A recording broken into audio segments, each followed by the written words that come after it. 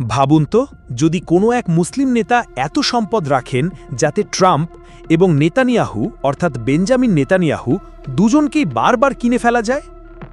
অবিশ্বাস্য লাগছে? তাহলে এখনই শুনুন এক রহস্যময় তথ্যের ভাণ্ডার। যখন গোটা মুসলিম দুনিয়া নির্যাতনের ছায়ায় নতজানু, তখন ইরানের নেতা আয়াতুল্লাহ আলী খামেনি হয়ে ওঠেন প্রতিরোধের প্রতীক। ১৯৮৯ সাল থেকে আজ পর্যন্ত তিনি ইরানের সর্বোচ্চ ধর্মীয় এবং রাজনৈতিক নেতা। তার জীবন ব্যবস্থা সাদামাটা হলেও পেছনে লুকিয়ে আছে এক অভূতপূর্ব অর্থ সাম্রাজ্য। রয়টার্স ২০১৩ সালে জানায় তার নিয়ন্ত্রণাধীন সম্পদের পরিমাণ প্রায় $৯৫ বিলিয়ন। মার্কিন গোয়েন্দা রিপোর্ট বলছে ২০২৫ সালের মধ্যে তা বেড়ে $২০০ বিলিয়ন ছুঁয়েছে। কিন্তু প্রশ্ন হল, খামেনির মতো ধর্মীয় নেতা কিভাবে এত বিপুল সম্পদের মালিক?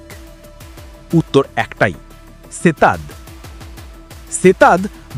সেতাদ হল একটি অদৃশ্য অর্থ সাম্রাজ্য যা ইরানের বাজেটের বাইরে চলে।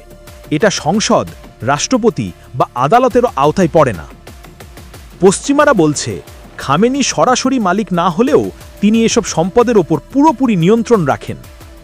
অথচ খামেনির নিজের অ্যাকাউন্টে নাকি মাত্র $৫০,০০০ আছে। তার নেই কোনো প্রাসাদ, বিলাসবহুল গাড়ি কিংবা প্রাইভেট জেট। তিনি থাকেন এক সাধারণ আলেমের জীবন নিয়ে। কিন্তু প্রশ্ন থেকেই যায়, এই বিপুল অর্থ কোথায় যায়, কাদের কাজে লাগে? আপনি কি বিশ্বাস করেন যে খামেনি শুধুই একজন ধর্মীয় নেতা? তাহলে নিজের চোখে দেখুন, নিজের হৃদয় অনুভব করুন। আপনি কি ভাবছেন, সত্যি কি এই সম্পদ শুধু ধর্মীয় কাজে ব্যবহৃত হয়? কমেন্টে আপনার মতামত জানাতে ভুলবেন না। এমন আরও রহস্যময় এবং বিস্ফোরক নিউজ পেতে সাবস্ক্রাইব করুন YTV বাংলা নিউজ, সংবাদ যেটা চমকে দেয়।